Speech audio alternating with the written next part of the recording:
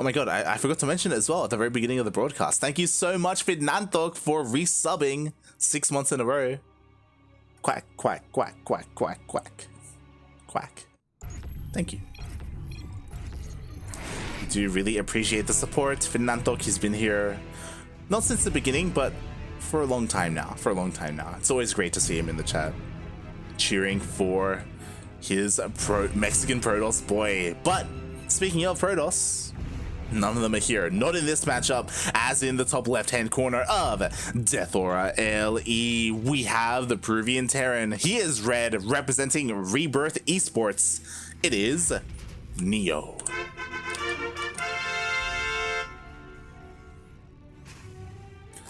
And oh my god, spawning at the bottom right, going for a 13-12. Oh my god, the madman. He is the Brazilian Zerg player. He is blue, representing team The Bad. Gotta love that face mask. It is the ZergLord. No fear, no shame. 13-12. It was a 13-12, right? It wasn't a 12-11. No, that'd be crazy. So he's being incredibly aggressive, just going straight for the gases as soon as possible. He's going to have plenty to go straight into Ling speed. Got his 6 Lings on the way already. And I'm a little bit concerned for NeO. NeO, actually, he is SCV scouting, so he will be able to spot the Lings.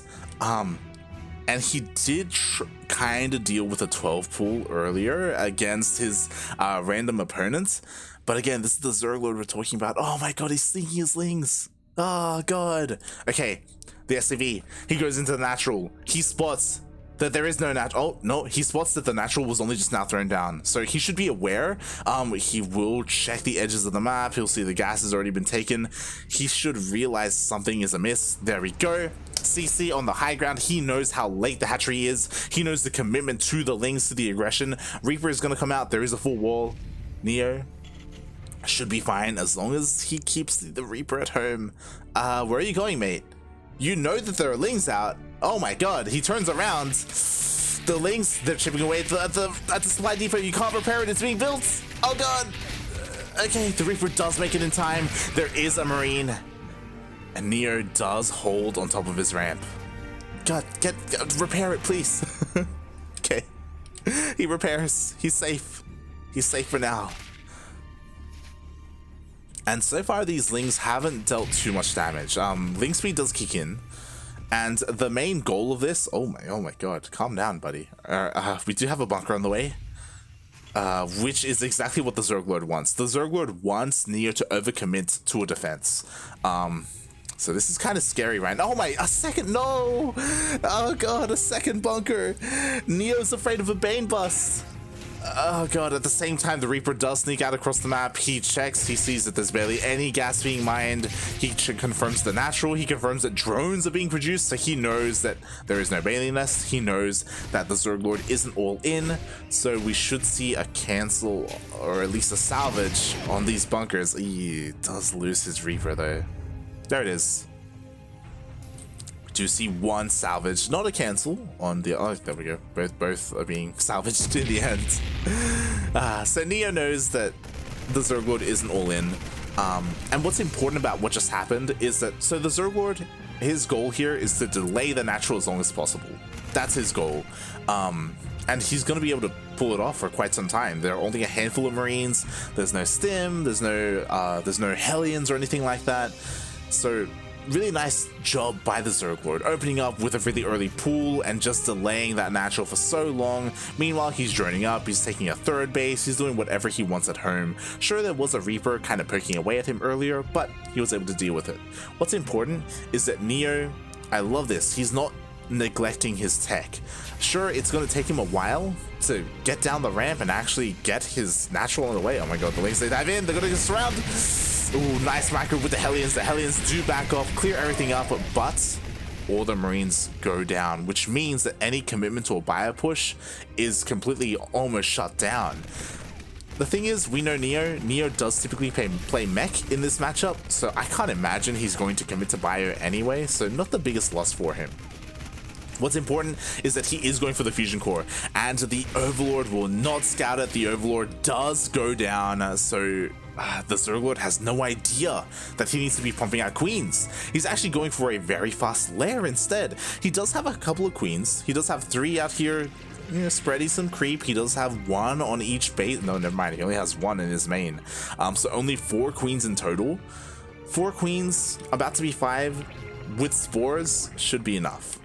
He did scout that there was a tech lab on the starport, so he's getting ready for banshees.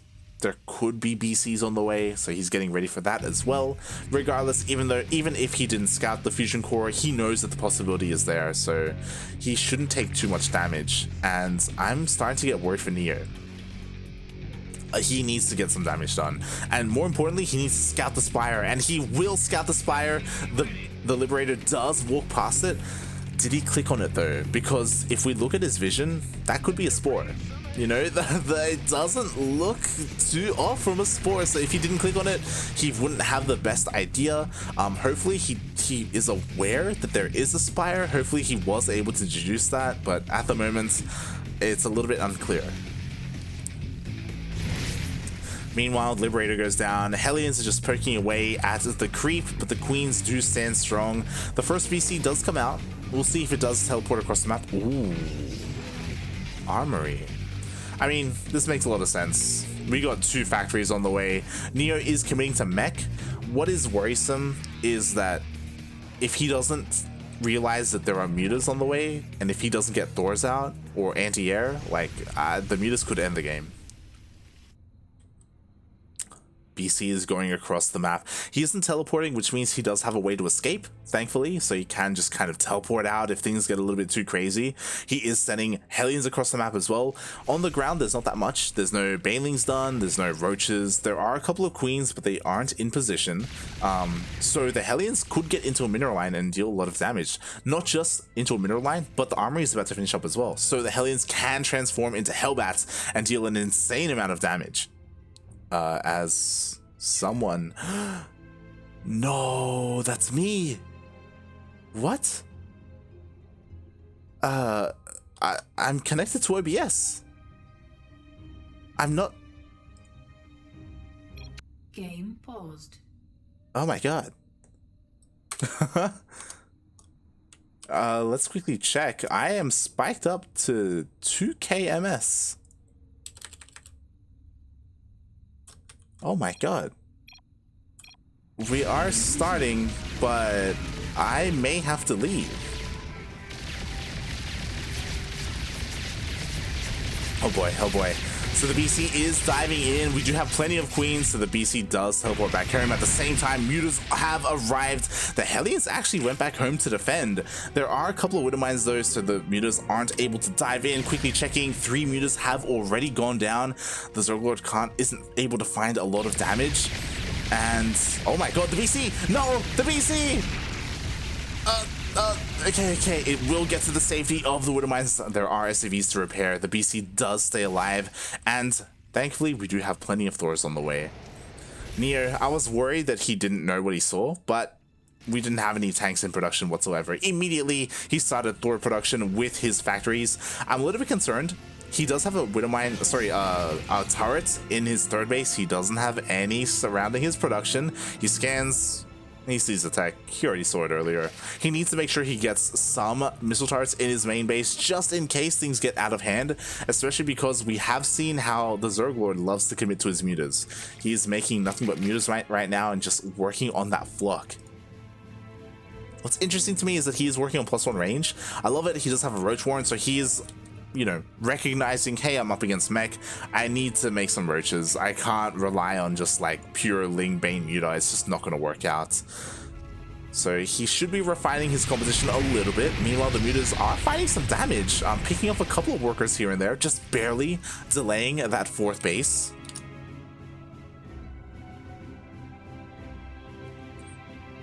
Not even close to beginning. Go the ZergLord. What's this? Welcome, Vindicta. Oh my god, it's been a while. I don't know if we've seen you here before, but this is Copa Hyperion. This is a Latin American bi-weekly tournament. It is restricted to only players from Latino America, residents and citizens. I am aware, from what Darking has told me, Vindicta, you are from like part of Latin America, but you just don't have dual citizenship yet. You know, if you did, you could play in this, potentially. As we do see the mutas are diving in, slowly picking away at a couple more of these SCVs, but there are plenty of Thors to push away the mutas. The mutas, they won't be able to find too much damage here. At the same time, we do have a Ling runway, but the Widowmines, one. The second doesn't go off. The Lings do get into the mineral line. They are able to pick away at the SCVs. 4 go down in total. They even get the missile turret, and if that missile turret isn't remade, then the mutas can dive back in, but immediately the missile turret does start up. The Lings do get cleaned up, and the scan does get used. I don't know how I feel about this. NeO, he keeps throwing down some scans. I guess he's a little bit afraid that there is a tech switch going on. I don't believe he has seen the infestation pit quite yet. The ZergLord, honestly, his hive is quite late. He's a little bit stuck on this lair tech a little bit too long. Oh my god. Accidentally starting bar for a moment there, but there we go. We do have hive on the way. We have pathogen glands on the way. So infestors with fungals are the play here, or infestors with even neuroparasite are the play here for the ZergLord. Pretty interesting. Thankfully, he isn't overcommitting to the mutas, but you could argue that he already kind of has. The mutas just haven't been able to find too much. A couple of SCVs here and there, but nothing insane, as he is just kind of poking and prodding. Meanwhile, NeO, he is just setting up his massive mech army. He's got sensor towers, he's got widow mines, he's got Thors. Even more BCs actually in production. My god. At the same time, the Banelings are waddling in. They are slow, but it doesn't even matter. They do get some connections. They do bust through the supply depot wall. They're trying to get connections with the SCVs, but they are not able to.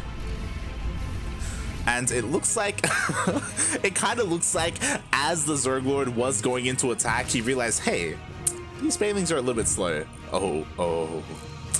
So bathing speed a little bit late there, unfortunate. Honestly, if he did have bathing speed, it's quite possible that he would have been able to catch up with the SCVs and actually connect with the workers. Unfortunately, the ZergLord did forget his upgrade a little bit there, so not ideal. And now NeO is maxed out, and a maxed out mech army is absolutely terrifying. It's one of the worst things out there. Oh my god. As we do see, NeO is pushing out into the center of the map. We got plenty of tanks, we got Thors, BCs, Hellbass is absolutely disgusting. To be fair, the ZergLord is still looking to surround the army, you know, he still has quite a mobile army, Ling Bane with Ravagers. I'm really waiting for like the next step though. He did already finish up his hive, but he hasn't worked towards Vipers. And as a result, he just isn't trading too efficiently right now. Honestly, I'm a little bit surprised. There we go. Finally, we have 3 infestors on the way. I don't believe, there we go. Neuroparasite is on the way as well, so he will be looking to maybe mind control some of these Thors, maybe the BCs, maybe some tanks if he gets the opportunity to. But again, it's going to take some time. Oh god, the base does get taken out. To be fair, the ZergLord, mate, he's expanding all over the place. We got bases over on the right hand side. We got the rich Vespene base being taken as well. So the ZergLord, he's not too concerned with that, but what is concerning is that NeO is slowly encroaching on the mining bases of the ZergLord. And the ZergLord, no fear whatsoever, he actually goes for a counterattack. Oh my god, the mutas that are still alive are actually dealing some damage, just slowly picking away, will probably kill this CC. At the same time, the Ravagers are actually going for a counterattack as well. There's no wall here, so they can just go straight for the planetary. At the same time, NeO is taking his time. He's taking far too long to take out the space. The ZergLord evacuates. He manages to get his drones to safety for now. Meanwhile, the Ravagers are diving in. There is a lone planetary and a single tank to hold. The Biles, they land. The SCVs go down. The base goes down. At the same time, he is losing a hatchery and the rest of the mech army. Oh my god, the upgrades! Oh god, the Evo Chambers was so exposed. The 3-3 gets denied, but Neuroparasite finished up. And I'm curious, where are those infestors? Apparently we have 2 infestors at the moment. There they are, they're borrowed. There is potential for them to maybe dive in and MC some of these units, but I don't know about this. The ground army doesn't seem to be there. I don't know if the ZergLord can really fight against this mech army. There they are, 2 infestors, just barely out of scan range right now, just waiting, biding their time, slowly gathering up that energy. But what are they gonna do against so many tanks?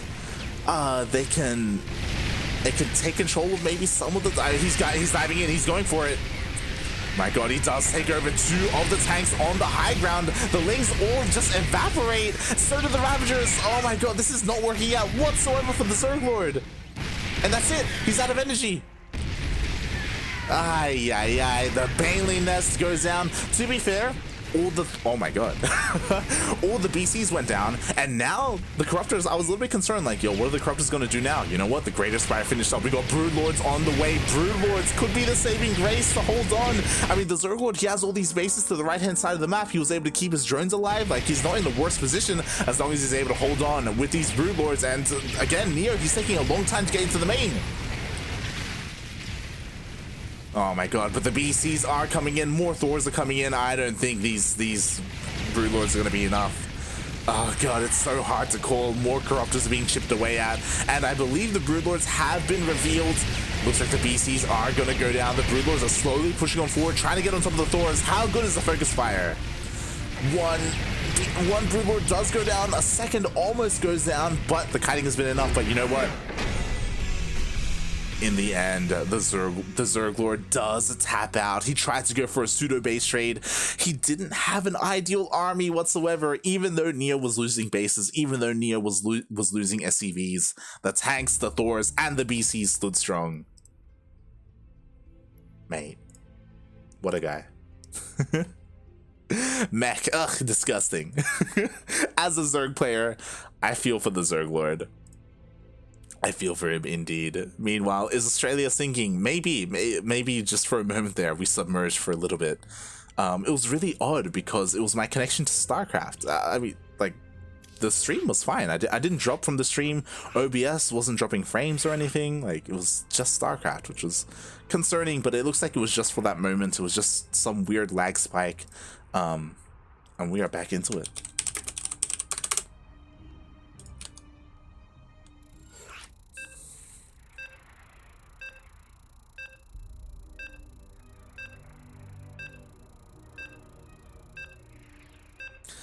And here we go. We are loading into game number 2. NeO already up 1-0 in this series. Again, like, even though NeO has been the ZergLord in the past, I still feel like our Brazilian Zerg is the favorite here. Like, he's got so much more experience. He's a more accomplished player for a long time as well. And hey, things are changing up here in Latin America. And here we go. Part of that change is here in the bottom right hand corner of Lightshade LE, representing Rebirth Esports. It is the Peruvian Terran, NeO. And spawning in the top left hand corner of Lightshade LE, we have the Brazilian Zerg player. He is blue, representing Team The Bad. It is, of course, the ZergLord.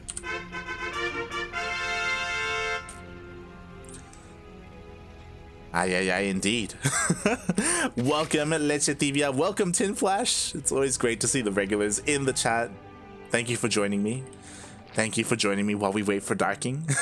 Again, Darking is scheduled to join me at around the semifinals, so hopefully he can help save my voice. I can already feel my voice slowly deteriorating over time.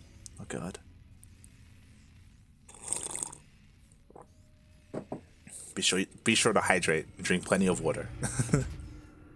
Oh god, but it feels so long ago. If you recall, the ZergLord opened up the previous game with a 13-12. Incredibly aggressive. But we see here on Lightshade, we see none of the sort. The ZergLord going for a more economic-based opening, going for a much faster or much more regular timed hatchery, as well as gas and pool, so nothing overly aggressive. And NeO does SCV scout. He confirms, hey, I got nothing to worry about.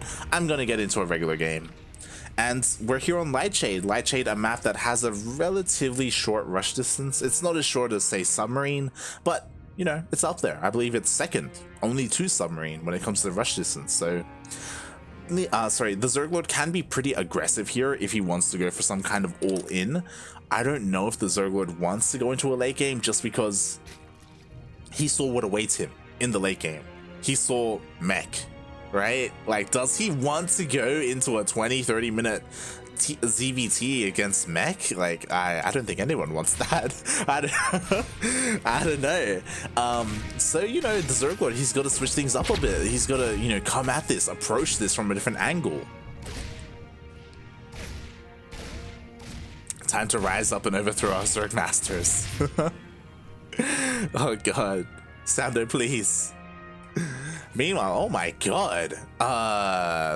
Jesus Christ. NeO going for a very fast third CC. This feels even faster than your regular third CC before Starport. This is so greedy from NeO. And he's gonna be getting away with it. Like, he's looking to get away with it. Like, right now there's no early aggression, there's no early tech or anything like that. We have a pretty regular opening from the ZergLord, and if the ZergLord doesn't scout this and doesn't punish this, then NeO is going to be looking primed to get into 3 bases to get into his mech.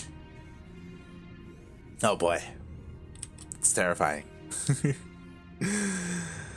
Meanwhile, NeO, he is patrolling, of course, with his Marine, making sure that Overlord has a hard time getting in and scouting the production, scouting the third base, scouting everything in the main.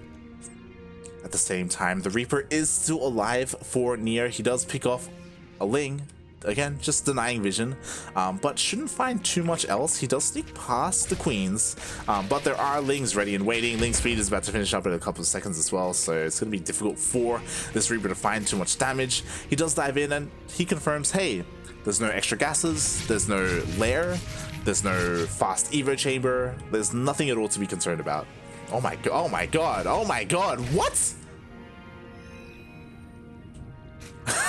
The Reaper escapes! That's crazy. He was a dead man. Oh god, unfortunately the Queens are out of position. They weren't there to catch the Reaper, so somehow, some way the Reaper escapes. To be fair, it's not like there's going to be much value to be had with the Reaper, but still quite impressive just how efficient NeO has been so far with his units. And just like in the previous game, we do see a fusion core is on the way. I just want to quickly check the vision of the ZergLord. He dove in and he saw the 111. He saw the tech lab on the starport. He saw it wasn't researching as well. He can deduce that it is going to be BCs again. Regardless, he knows that it's either BC or Banshee, and he should be getting ready for it. I'm a little bit concerned because there are no spores. The ZergLord hasn't yet reacted. There we go. Okay. Whew. We do have spores on the way at the natural and the main base. None at the third quite yet. There we go. A little bit late. But the ZergLord has plenty of anti-air. He's got his spores. He's got his queens. He should be perfectly fine against the BCs. What about the Hellions though? It's fine. Perfectly fine. Meanwhile, thank you so much. Oh my god, Pig for the raid. Oh, I'm so used to saying bienvenidos because of all the Latin American raids. Thank you so much, mates. I hope you had a beautiful stream, a pretty early stream. I don't know how long you were live for, but yes, if you're just joining us, this is of course Copa Hyperion. This is a bi-weekly Latin American tournament, so yeah, if you want to stick around and tune in to some beautiful Latin American StarCraft, that is exactly what we have here. Currently we have the Peruvian Terran player NeO up 1-0 against the Brazilian Zerg player, the ZergLord, and oh my, the ZergLord once again, he is going straight into his mutas. We saw how that fared in the previous game, in game number 1 against the mass mech of NeO. Oh boy, but more importantly, NeO, he has to scout this. Earlier on, he was able to scout the Spire in game number 1 and immediately switch into Thor, so he was perfectly fine against it. But now we will see if he is able to scout it early enough to transition. We do see the BC does manage to get across the map. Oh my god, is he actually going to get a cancel on this? What? Oh my god, he gets a kill. That's crazy. Oh god, the ZergLord, please. Oh no. He does lose the fourth base. At the same time, we got some Hellions trying to dive into the third, but there are Queens in position to deter them. Meanwhile, the BC is sneaking into the natural. There is no Spire here to scout. The Spire does seem, oh my god, the Spire does seem to be at the third, and it was spotted earlier, so NeO is well aware of the tech. He's actually going into Ferrari mech. I love this, a nice change of pace compared to game number one. Instead of that slow tank Thor style that he was going for something a lot more mobile, going for his Cyclones and his Hellions, even investing into Yamato. Jesus Christ, committing to his VCs.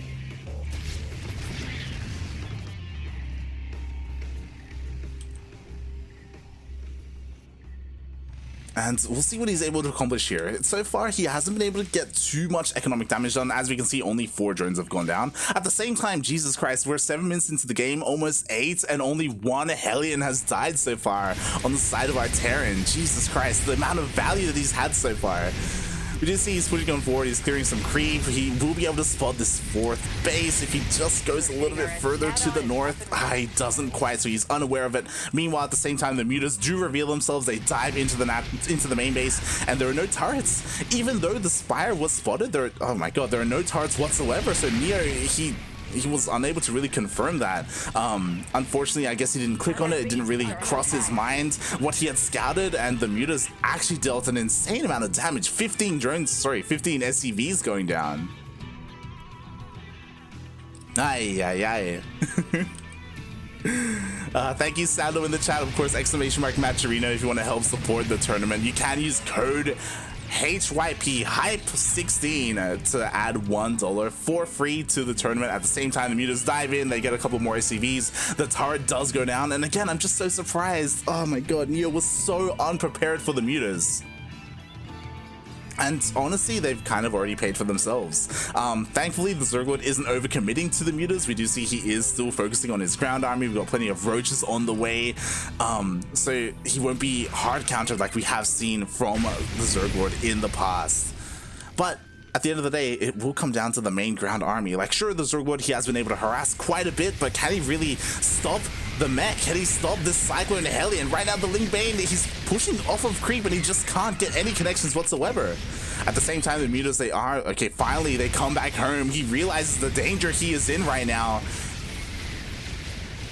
And we'll see if he's going to be able to hold on. The BCs are dealing quite a bit of damage, but the mutas should be able to help deal with them, as well as the Queens. The Yamatos do go off. Ling Bane do get some connections, but in the end, the 4th base does go down. Ay. And on top of that, like, all the buffers died as well for the Ravagers. The Cyclones do get some lock-ons. A bunch of Ravagers do go down. And NeO is just trading so well here, just keeping the ZergLord on 3 bases. The majority of the army was reset. Sure, some of the mutas did survive, but like, what, there's 5 mutas remaining. They're not going to find too much damage. There are plenty of turrets this time, all over the place. And honestly, I love this. When it comes to NeO, I'm used to seeing him be that slower mech style player with tanks, with Vikings, with Thors. It's really cool to see him expand a little bit, right? Kind of. It's still mech, to be fair. You know, he still hasn't whipped out Bio yet in the however many months we've seen from him. But it's really cool to see him play out a different style against the ZergLord and do so well here. Not the best trades. He does lose a couple of Cyclones, but he does clean up all of the mutas in the end. Now he has nothing to worry about when it comes to muta harass, and now we do see he is going across the map once again. This 4th base is under threat, but thankfully the ZergLord did expand to the south.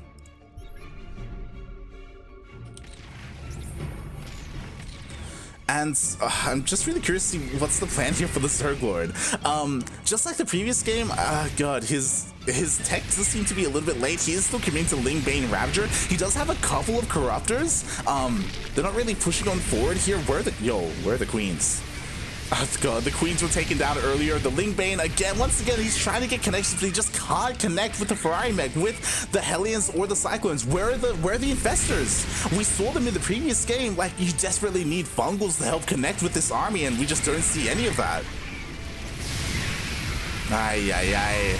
Meanwhile, okay, thankfully the ZergLord is trading relatively well with this, but off of creep, like, do you really expect to keep up with Hellions and Cyclones? Like, it's just not working out for him. And I was really curious. We still have a lair. There is no infestation pit whatsoever, so there are no infestors inside. He's just committing to this Lingbane Ravager style. And I mean, sure, he can get this base, but like, that's such a waste of Banelings, and he needs them to help deal with this army, because now that all the Banelings are gone, the Cyclones, they can just chase us all down. As we see all the Ravagers go down, there's nothing left here from the ZergLord. He's forced back. And sure, to be fair, you could argue, hey, he got a base, right? He got a planetary. That's something. Yo, we even have a bit of a run by here. There's nothing here to defend. He's actually dealing a decent amount of damage, but can he hold against the main army? A lot of his supply, even though you could argue, hey, the supplies are kind of close, it's deceiving, because a lot of that supply are in these Corruptors that have no use whatsoever against the Hellions or the Cyclones. We do see a couple of Ravagers are being morphed in, but there's no buffer for them. And oh my god, at the same time, the BCs are pushing into the newest base. I mean, thankfully, there are Corruptors to help deal with them. Ooh, one of the BCs does get biled down. But honestly, I feel like these Cyclones could have pushed up the ramp. Like, they could have committed a little bit harder. Like, there's not a lot here protecting these Ravagers. But in the end, NeO does decide to back off. He does decide to defend at home. He did end up losing quite a number of SCVs to that Ling run by. But he does take care of everything. He does secure his bases. And now he's pushing out once again. And the big question is, where's the infestation pit? It's just now going down. It's too late, mate. It's far too late. We needed like 3-4 minutes ago. The infestation pit, the hive, investors, pathogen glands. Like, it's on the way, but we'll see if the game even lasts that long, because NeO, he's pushing on out. He's clearing up the creep. Again, the ZergLord, he isn't overcommitting, but yo, he's diving in with his Banelings. And sure, they get some connections, but the Banelings, they're running out. And as soon as they run out, we will see the Cyclones just turn around and focus down those Ravagers. Oh, but at the same time, the BCs were thinned out by the Corruptors. So I love this. The Corruptors are still finding use. And as much as I was talking about how NeO was trading well with his army, which he has been, he's still in 3 bases. He lost that 4th base quite some time ago, and he just hasn't had the opportunity to replace it. And as a result, like, NeO, he just doesn't have the economy to sustain his army and sustain these losses. He just can't keep pumping out these Cyclones. He's so starved in terms of minerals. He needs another base, like, drastically. And over time, like, the ZergLord, he has this base to the bottom left. He's expanding to the top right. Like, if he just keeps trading army, he's perfectly fine. Like, NeO needs to deal with these bases. He needs to kill some hatcheries. And he's just not going for it. To be fair, he just doesn't know. Looking at his vision, he hasn't scouted to the bottom left. He can see some creep, a little bit of creep, sure, but he isn't 100% sure there's a hatchery there. If he did, he would have gone down there. And with these Cyclones, very easily dealt with it, but with this limited vision, he isn't able to make those calls. And meanwhile, the Ling Bane, he's actually catching the Terran army unawares. Oh my god, the Banelings actually get connections. Oh no, and slowly the game is slipping away from NeO. At the same time, Lings, they get into the natural. 16 SCVs go down. He's falling apart. Oh god, he was looking so good. He was trading so well. And even though the ZergLord was being punished by his lack of tech, like, he's slowly catching up. Like, he's got his bases up and running. He's got workers. He's got 68 to 51. And now the infestors are out, and they've got energy. There we go. Fungal does go down. The Ling Bane does get on top of the Cyclone army. And as we see already, half of the army did go down, and he can just keep going. He's got plenty of energy.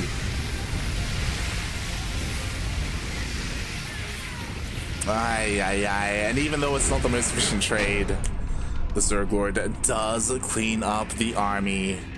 GG gets called, and we are going to that ace match. NeO, please. He was doing so well, but he neglected his economy just a little bit too much there. Took him far too long to get a 4th up and running. I could be wrong, but I don't think he had any sensor towers either to help cover his fringe bases, to get an eye on when there were run-bys going down. And so he could be in position to defend, and it just wasn't there. Aye, aye, aye. And now we're going to that ace match. And I'm really curious as to what the vetoes were. I'm surprised that Lightshade made it through. To be fair, I imagine NeO probably vetoed Submarine. Ooh, as we are getting into game number 3, and it is going to be on Pillars of Gold. Cosmos, where are you? Cosmos, please.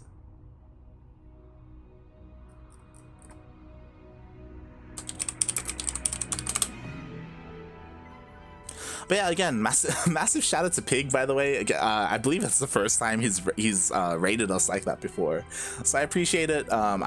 If you're wondering who I am, I'm also a caster from Australia. I've actually casted together with Pig in the past for ANZ Champs, only for 1 season, but you know, hopefully many more to come. And yeah.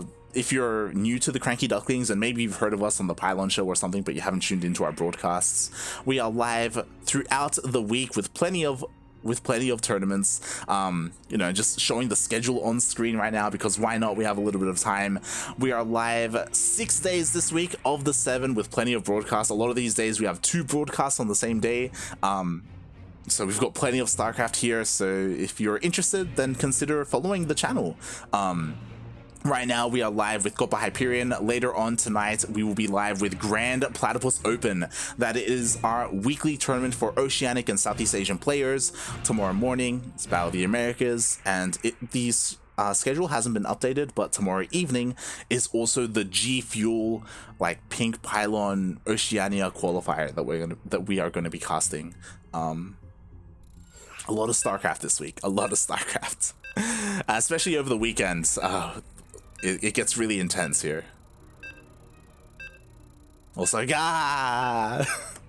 welcome Vortex, welcome. Hope you're doing well. Vortex, of course, he is the admin of this tournament, so massive shout out to Vortex. He does a lot for the Latin American StarCraft scene behind the scenes. Of course, works on adminning tournaments, even does a little bit of casting every now and then. And actually, he also edits the duct tapes, the highlight clip videos that we have for our channel. But enough of that, we got some StarCraft to cast. And spawning in the bottom left-hand corner of Pillars of Gold LE, we have the Peruvian Terran player. He is red, representing Rebirth Esports. It is NeO.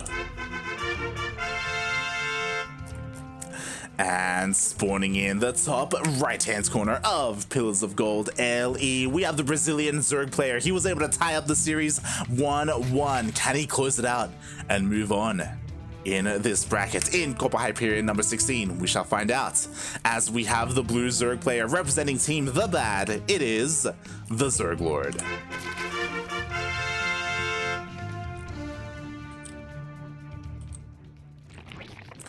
TheZergLord, of course, a more old school player, a regular here when it comes to these weekly events like Copa Hyperion, Sentimiento Latino, Battle of the Americas. He's always here consistently, and he usually does well, but seems to be struggling a little bit against NeO and his unique style. I say unique just because when it comes to the Latin American Terran players, I'm sure a lot of people are familiar with at least Special and Colorzer, but all the maybe tier 2 Terran players like Chaos Fade, Shelby, Davo, Crown, they're all bio players. Like, NeO is really the only one that strikes out as the meching Terran in this region.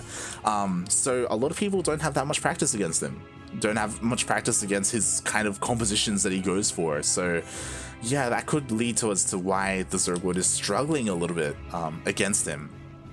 I say that, but you know, he was able to clutch it out in the end in the previous game and tie up the series, and it's well within his abilities to take the entire series.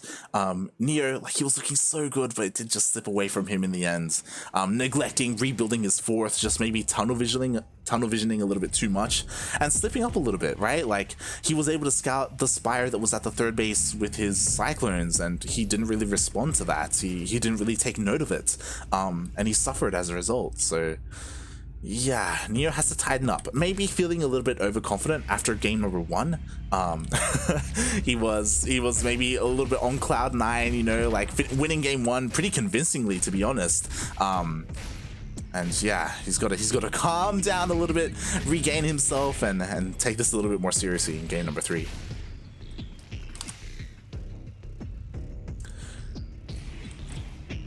Because you don't want me to cast with you. I'm not handsome as Darking or Dastan. Darking and Dastan are pretty handsome, not gonna lie.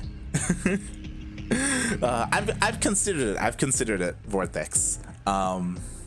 Maybe we can talk later. I think it would be fun to have you on eventually. I think it's really cool how recently I've been able to bring on people like Dastan or people like Darking, like some of these Latin American players and community members onto the stage to, like, you know, be a part of the English community a little bit, just because like they do so much and their English is pretty decent, you know. It's cool to kind of expose them a little bit, if you will, for nada them.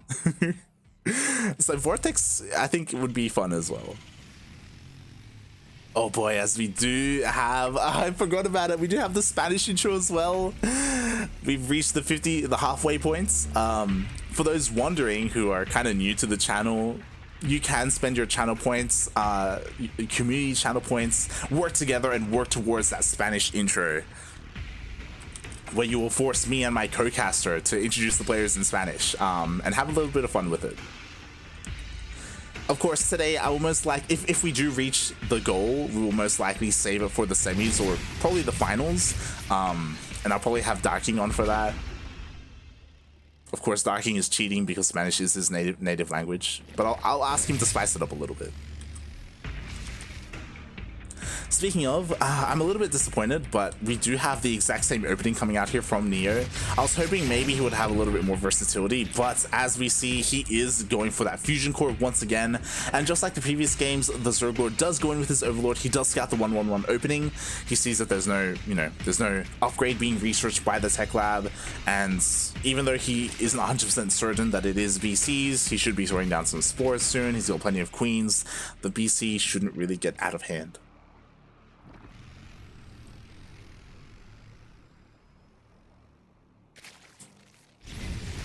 Oh god, Paco.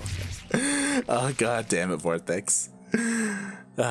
Meanwhile, we do of course have NeO just kind of poking and prodding with his Hellions, just kind of testing the creep, testing the warders, if you will.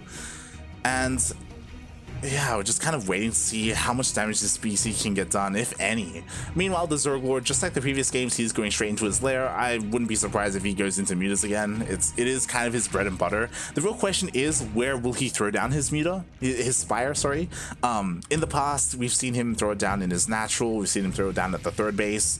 The positioning of it will be so important just because it's going to depend on the likelihood of NeO seeing it, of NeO scouting it.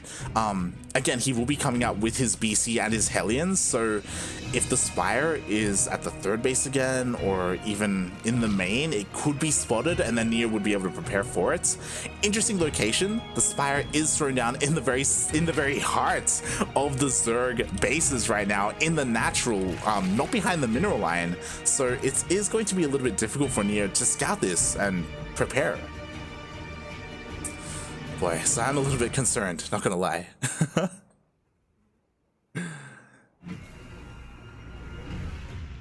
Oh no. Vortex, please. We all like you, Vortex. You're amazing, you're amazing. You're great at what you do. Alright, here we go. The BC is getting ready to dive into the main base, but there are already queens in position, so the ZergLord, he's ready for this. He's fully prepared. At the same time, the Hellions are trying to poke into the third. Honestly, maybe he can slip on in. The queens are being drawn back due to the BC, but NeO doesn't quite go for it. And again, the Spire just hasn't been scattered. I'm worried for him. We do have some Widowmines on the way, so depending on where they are positioned, then maybe he will be able to get some juicy connections and deter the mutas.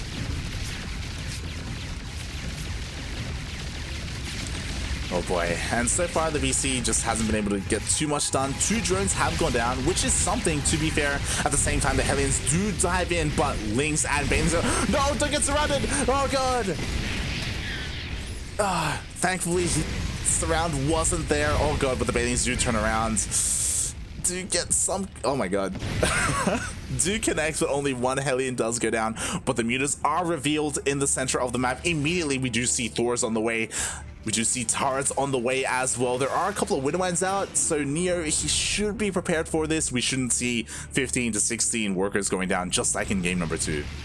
Oh my god, he's leading the mutas! He's leading them! Ah! Oh my god, juicy connections. Oh my god, even more mutas, please! Ay, ay, ay. 5 mutas do go down, 3 just barely escaping with their lives, and NeO defends beautifully against the mutas, especially compared to game 2. Oh my god. Game 2 was a disaster. The mutas, though, they are fighting some damage. Again, like, there isn't that much anti-air, so the mutas, they are able to chip away at the gas, kill a couple of SCVs here and there. And the ZergLord is committing to this. We see 5 more mutas on the way. We see +1 flyer attacks as well. And now that the ZergLord does have his map control with his mutas, he's free to expand here to the left-hand side of the map. Oh boy, so this is getting a little bit scary. Oh, one of the Thors is getting focused down. The ZergLord has to be careful though. There are a couple of Widowmines and a couple more Thors showing up, so... The mutas, they just haven't been able to dive in. Meanwhile, at the same time, oh my god. A Ling run by in the natural, 9 SCVs go down? Ay, ay, ay, that was not meant to happen. NeO slipping up in the defenses a little bit. Meanwhile, he does send his Hellions across the map, but the mutas are here to clean up. And, I mean, thankfully, NeO does scout, as in, he does see the 4th base, or I should say the 5th base. He scans, he has a good idea of the saturation. He still hasn't seen the base on the left-hand side of the map. And unlike the previous game, we don't see that Ferrari mech style coming out. We don't see Hellions with Cyclones. Instead, this is kind of the NeO that I'm a lot more familiar with. Just kind of committing to a more Thor-heavy composition with tanks to support. And depending on the ZergLord and his own composition and whether he overcommits to the mutas, like, this could be disastrous. Like, again, there's a lot of Thors here, there's a lot of anti-air, and the ZergLord, he is just pumping out nothing but Lings. I'm surprised. He hasn't really switched into Roaches or any other army composition. He's just going straight Lingbane Muta. Oh my god. I don't know how well this is going to do against Thors. Thors, they're beefy boys. They're pretty thick. They take quite a number of Banelings to really go down, but I guess if there are enough Banelings that it won't matter, and the Thors will fall regardless. We'll see. I'll say that I'm not too confident in what the ZergLord has, but, you know, he's maxed out. He's got plenty of supply to work with, and if NeO isn't in position, then the ZergLord could take the fight. I feel like a lot of it will come down to the Widowmine shots. Like, there are a decent amount of Widowmines out already. They aren't quite borrowed, but if they are able to connect with either the mutas or the Banelings, then things will easily swing in NeO's favor. Oh but god, but we do see the Banelings, they are coming on in, borrow the Widowmines. Actually, the Banelings ignore the army and go straight for the base, or straight for the mineral line, I should say.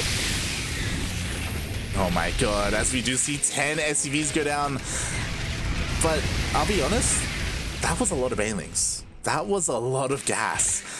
You could argue, to be fair, the ZergLord, he has a bank, he has plenty of money to work with, so he could afford to lose those Banelings, but I don't know if that trade was worth it.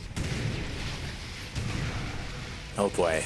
As the mutas dive in, they do pick off 2 Widowmines, but again, they were just 2, and it was enough to buy enough time for NeO to respond with the rest of his army. I say that, but 3 more Widowmines do get picked off a little bit needlessly there. At the same time, the ZergLord once again going for a Ling run by. This time there are a couple of Hellions with Blue Flame in position to help clean them up, so the Lings won't find anywhere near as much damage as they did previously, and NeO is just sending it. He's just sending it across the map with his Thors and BCs, but there's a lot of Ling Bane. Like, the Lings are looking primed to surround these Thors. God, there are no Widowmines. And the ZergLord, he gets a beautiful surround on the Terran army. All the Thors go down to the Lings, and this is why, like, pure Thor like this just doesn't work. Like, you need something to buffer, you need somebody to help deal with the Lings. And to be fair, NeO, like, his response to that were Widowmines, but he just didn't have any Widowmines whatsoever with his push. And now the Lings, they just dive on in. The Widowmines, they do get some pretty juicy connections, but there are just so many Lings. And honestly, at the end of the day, the ZergLord, he could just make nothing but Lings and try to end this. Oh god. In the end, the ZergLord does back off, but you know what? What he's doing is good enough. You know, he's containing NeO to 3 bases. NeO, he doesn't have a 4th. He's trying to take it, but there are Lings already ready and waiting to deter that. At the same time, you got Lings trying to sneak into the base to the north, and NeO just doesn't have enough supply. He's being spread too thin.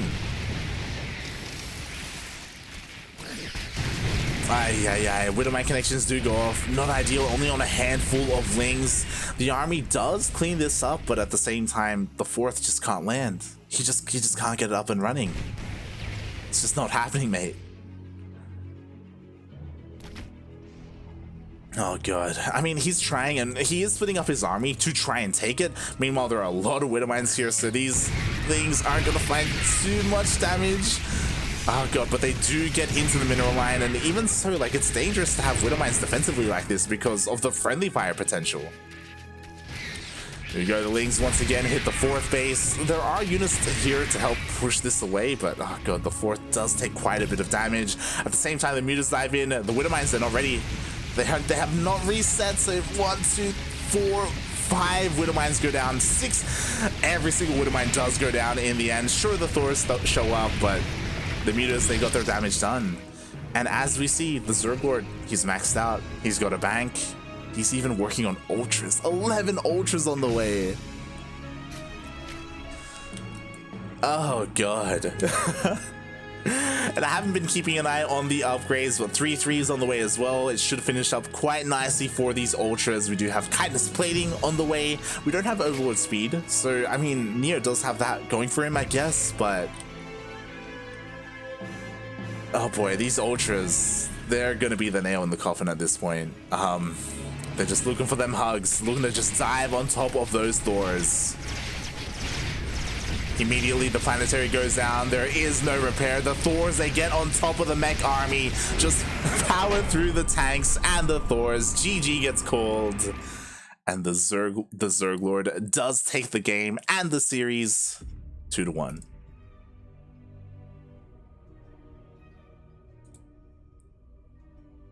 There we go.